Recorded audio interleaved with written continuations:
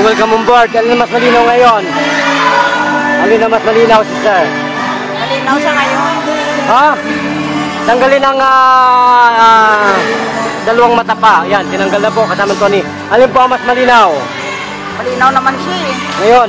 So parang kahit hindi ka na gumamit ng salamin. Siguro. Ay ganun, nakakaloka. So, mabuti at napakabait ang ating bantog na kapitan dito sa Tanyag. Mabait talaga yun. Napakabait. Yung ako nagpunta, nagkakita tayo doon. Diba? Mabait yun. Oo. So magpakilala nung tunay na pangalan natin, sister. Bibilin po. Bibilin ano po. Cornelio. Oo, marami pong matutulungan ng ating kabuting kapitan na yan.